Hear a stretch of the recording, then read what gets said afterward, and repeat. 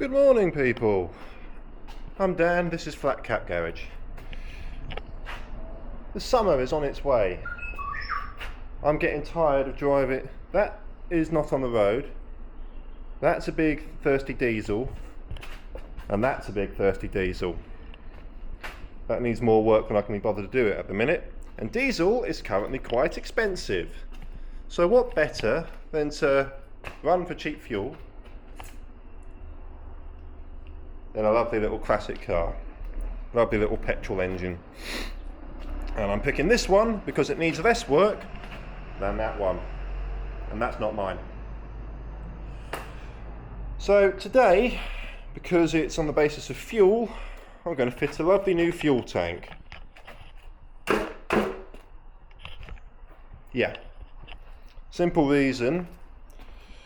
The one in the car, even though it holds fuel quite nicely, is the fuel sender gauge doesn't work, and I believe it's the unit in the tank itself, because the needle on the dial does move slightly when you turn the key on and off, which tells me there's life in the dial. Now, on these cars, open. Bear with me a second.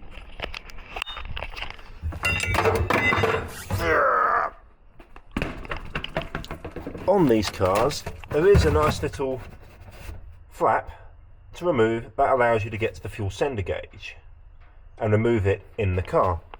But here's the thing, this isn't the original fuel tank, which means it's an aftermarket one that I found somewhere, which means that the fuel sender gauge is actually over there somewhere, so I can't pull it out without dropping the tank, which I can't be bothered to do. Until now. Equally, because the fuel gauge doesn't work, I've run out of fuel in this car more times than I care to even imagine. More times than I care to recall. And it's flipping annoying. So, and the one time I did run out of fuel, and the pickup sucked up a load of shit inside the tank and blocked its pipe. Which meant even when I put new fuel in and a new fuel filter, it still wouldn't start. Yeah, that wasn't a good day. So I'm going to put a new tank in it and start maybe a little series of getting this thing ready for the summer, being able to enjoy it. Stick around for more. One benefit of building the car yourself in the first place is having an electric fuel pump. Makes it nice and easy draining the tank. Any fuel yet? Yeah. So, in you go. Because I've actually got no idea how much fuel is in the tank because of the sender gauge not working.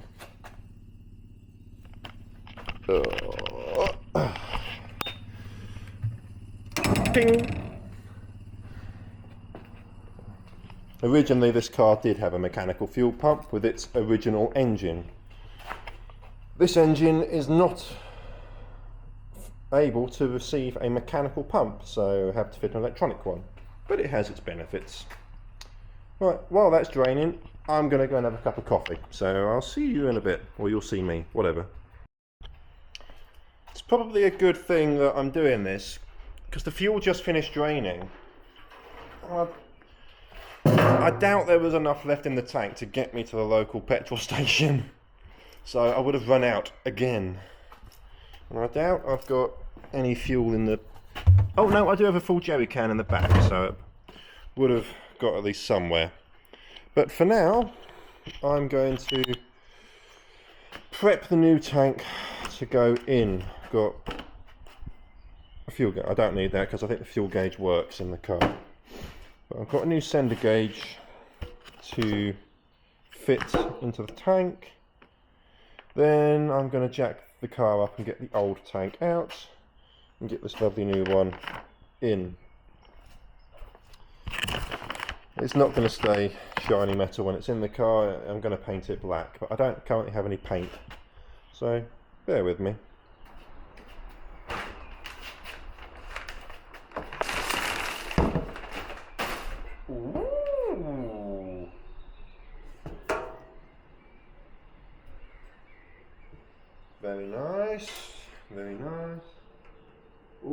and shiny in there.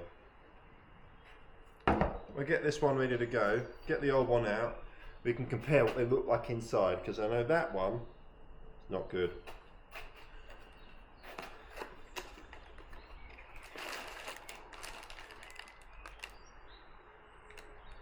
Does it not come with bolts?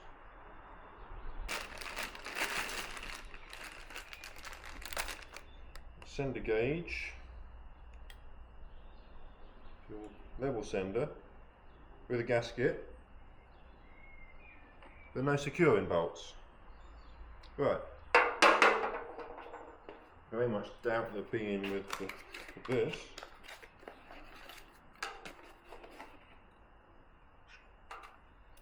No. That's just a auxiliary fuel gauge. Right, bear with me while I go find some hardware for this. Found some nuts, well, bolts and washers for it. 5/16 head size. And I was worried that I'd have to cut them down, but with them wound all the way home, I think a couple, 3 more washers underneath that will make it work fine. But I'm having another issue. This one goes all the way in, but this one's at an angle, if you can see that, and which means the outer ring of holes on the sender are actually a wider diameter apart than the ones on the tank.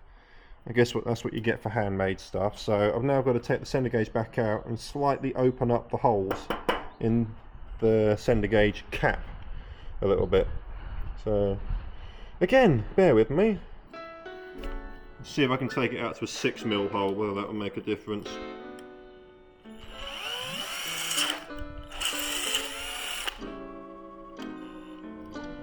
Let's do it the other way around.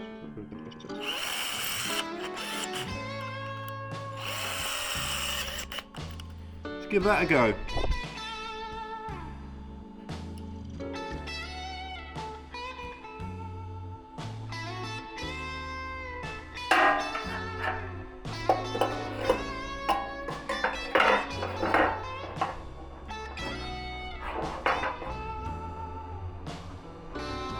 That looks a bit better. Let's see if we can get all of these to go in straight.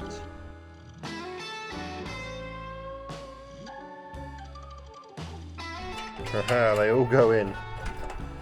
I just need to get some more washers underneath them and it can be done up tight. And that's ready for installation.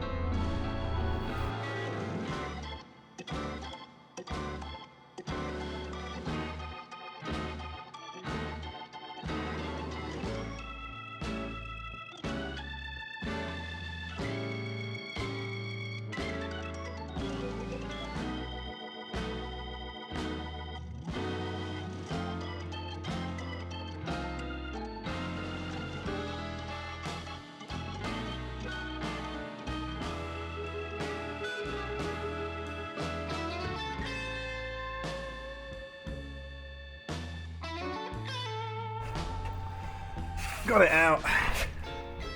There's the pup. You can see this is an old tank, not the original one to the car, but one that did the job. I'm going to pull this sender gauge out of this and see if it actually did anything, because I'm curious. Old versus new. One thing to note, come here,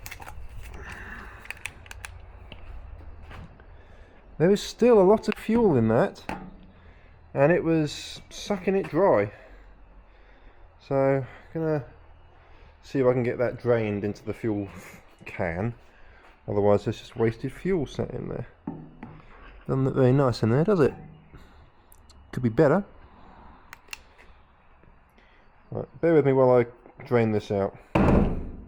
Now bear in mind, when this tank was in the car, the pump could not pull any more fuel out of it. Let's see how much is left in this.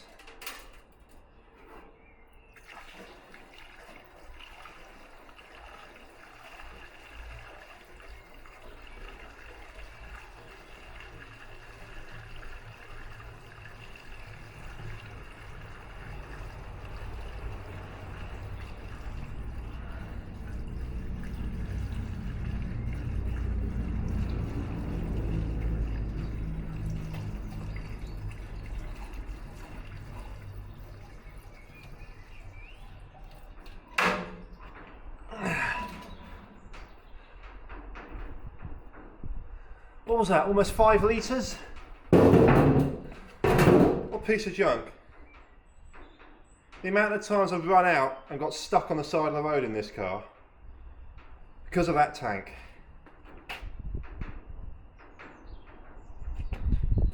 Now I'm pissed off. Let's have a look and see what's inside this thing, shall we?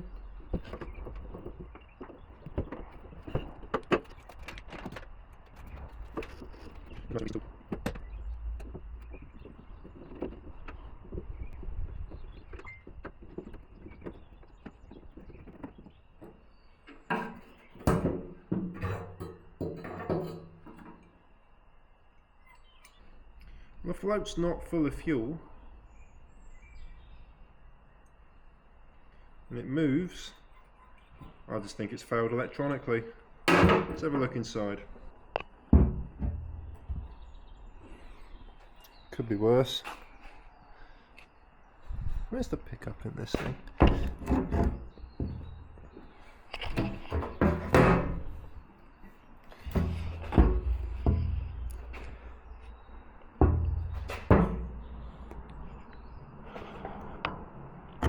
Well, there's the pickup pipe. Doubt you can see in there. Might just be open. No, you can't see.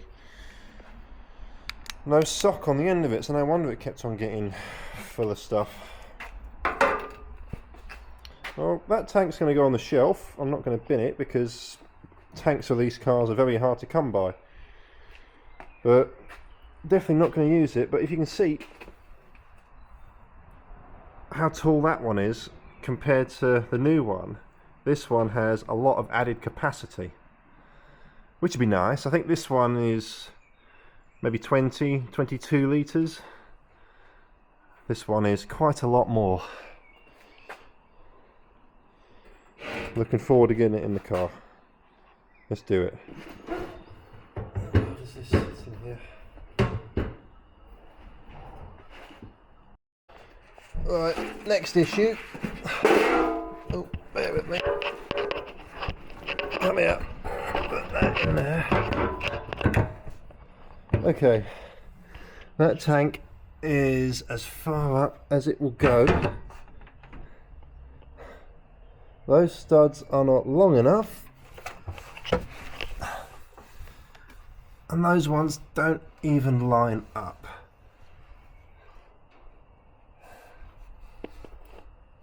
It looks good up in there, but I can't fit the flipping tank.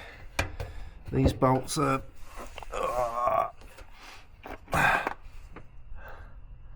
at least half a hole out. Ah, for God's sake. I can't bolt in. I can't bolt in the tank at all, if I'm honest.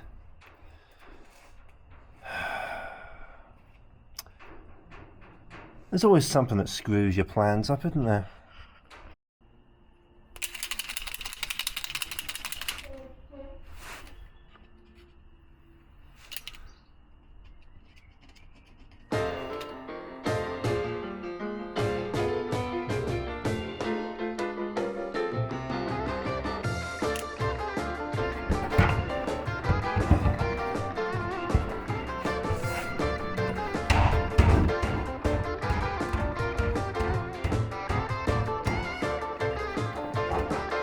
It might look like I'm just taking out extra frustration on the fuel tank here, but what I'm actually doing is, having put some white paint pen on the bottom of the studs, then forcing the tank upwards into them, it provides me with handy witness marks, which tell me how far out the holes need to be enlarged. Little handy tip, equally it felt good to punch something at this stage.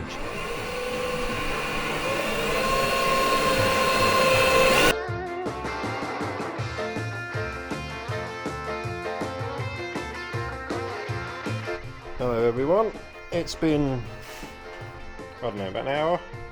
The tank is not fully in yet, but it is in the car. The thing is, with aftermarket hand-built components in classic cars, stuff never goes together on the first try.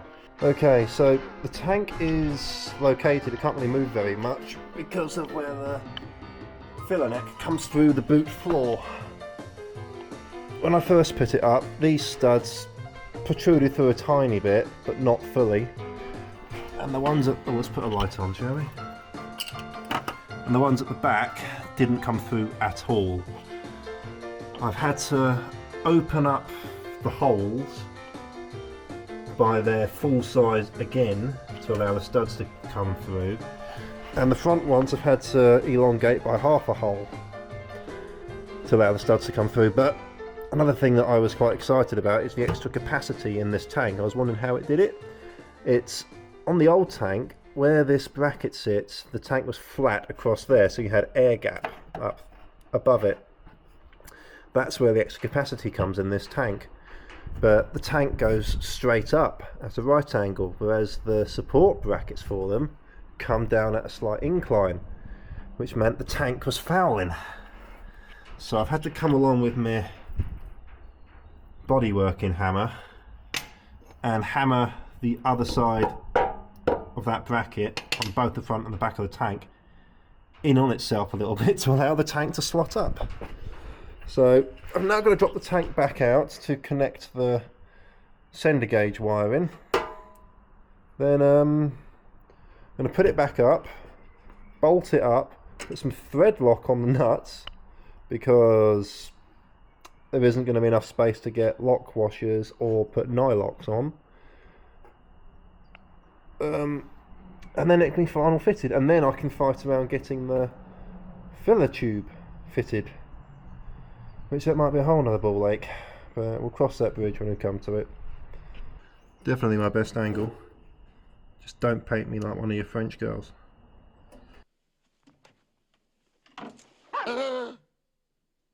Peekaboo.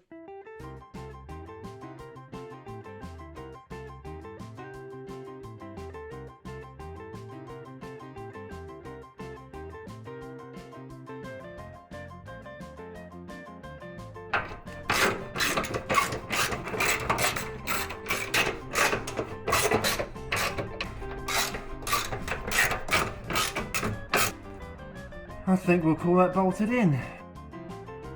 Nothing ever goes together simply. The fill neck is held in place currently by the rubber hose that links between the tank and the neck itself. And the neck is as far down as it will go. Because on this tank, the diameter of the metal pipe and the diameter of the tank are exactly the same, whereas on the old tank they were different diameters, so they could sleeve over themselves a little bit. or even the old tank wasn't correct. When these cars and the A35s came from the factory, the tank and the fill neck were a one-piece item. I know that because the original tank, which I used to have for this car, was still in it when I got it, and it was a pig to get in and out. This is an original fuel neck off an original tank, and you can see it's been cut very wonkily by a hacksaw or something similar to be used with an aftermarket tank.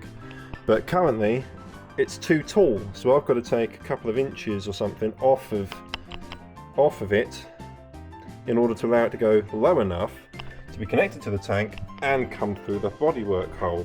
Because currently, with that on that is way too high to come through the bodywork. So once again, hand-built cars or hand-built parts on classic cars don't go together. Now I thought I'd get this in an hour. It's been nearly 4. Well, I did slack off a little bit, but that's not my fault. To the vise and a hacksaw or a grinder or something.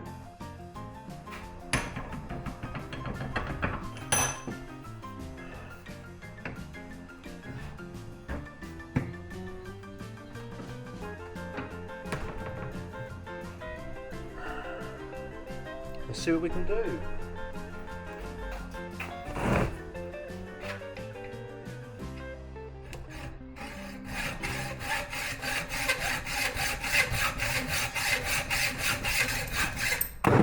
Timber! I'll just get back to you when it's done.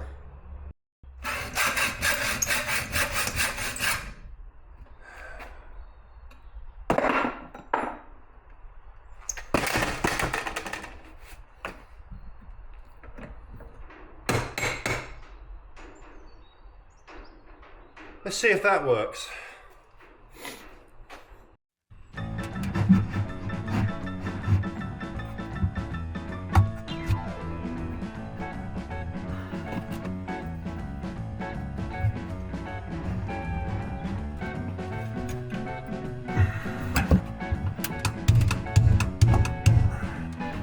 I think that fits. Clears the boot lid. Yeah, it fits. Could have welded that up and got that on the road. But this is more fun, isn't it? Fun. Having fun. Yes.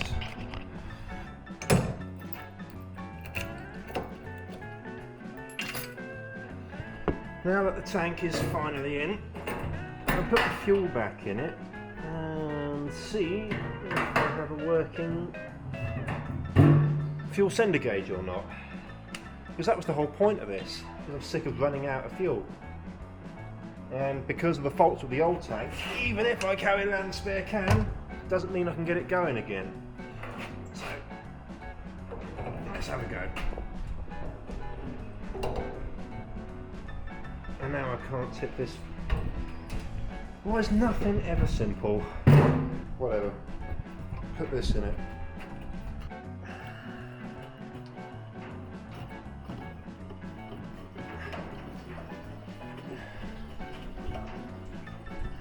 The contents of this is what was in the big can, which was about 5 litres.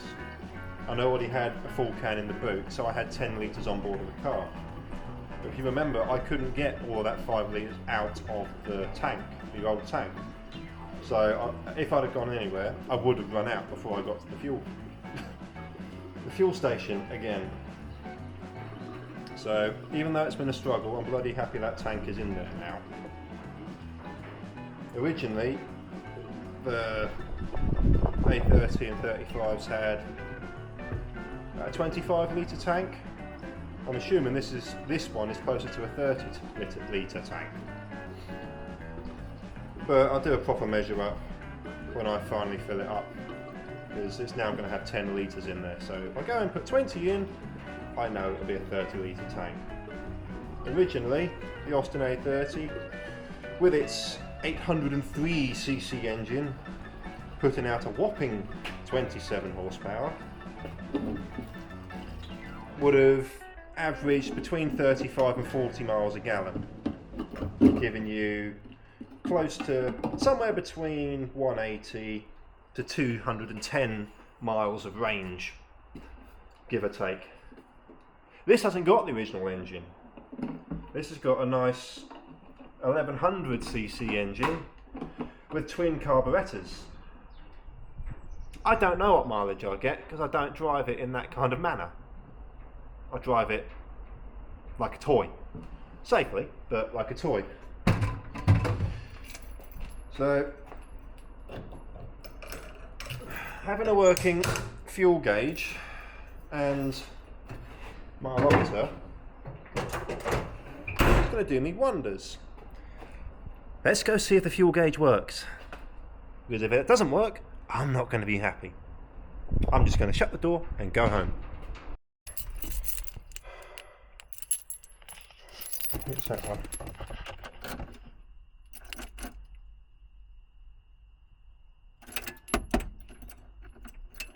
Well, the fuel gauge is flickering.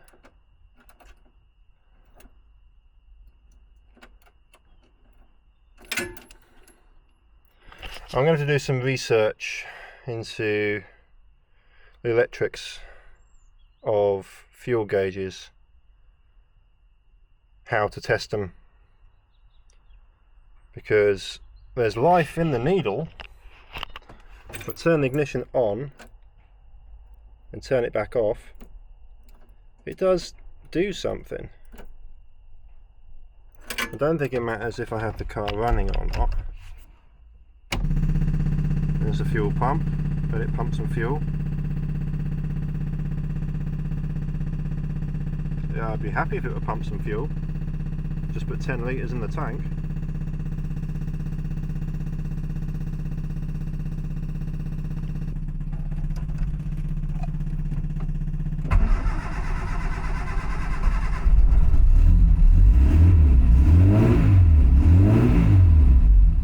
Love the sound of that engine. But still,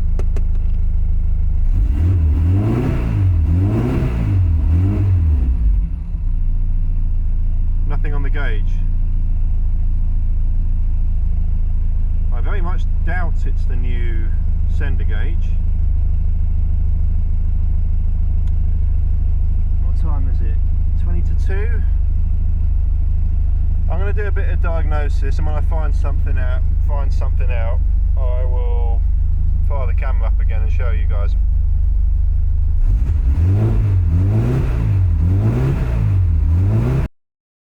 At this moment you can see utter joy on my face at the sound this car makes.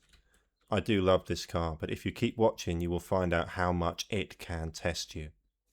Look at that oil pressure.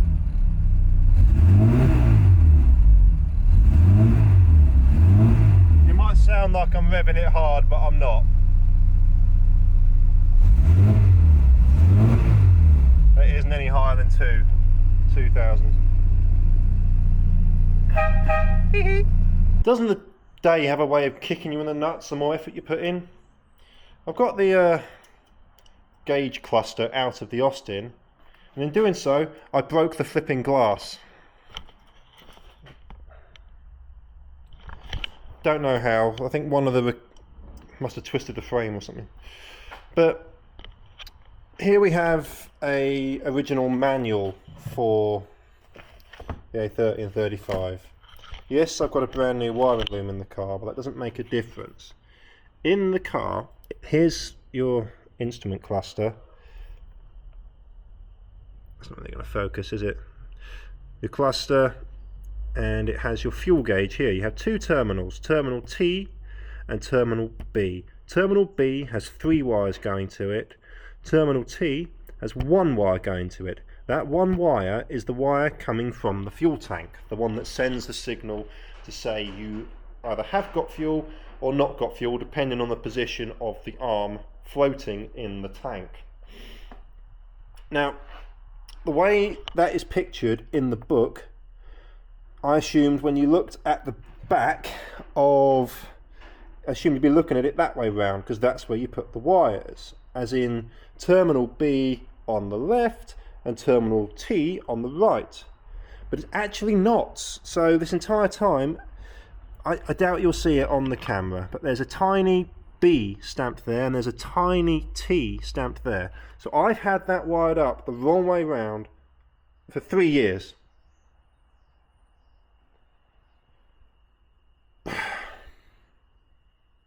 So I've got no one but myself to blame having the wires the wrong way round.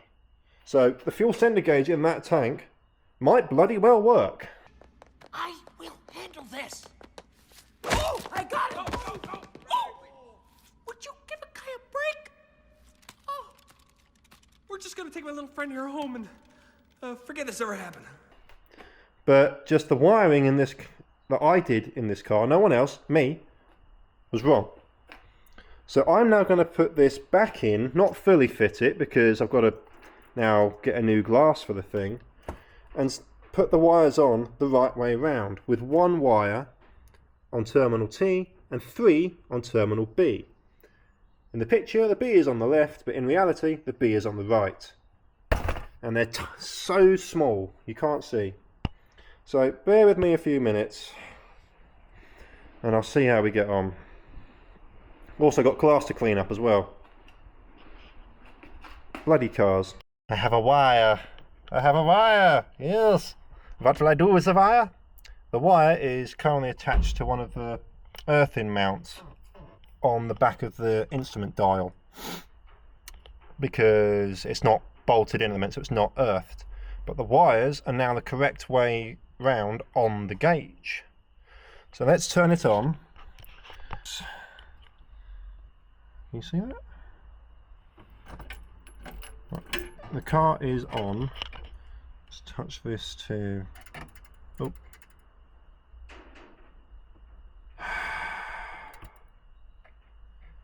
Three years I had the wires on the back of the gauge the wrong way round.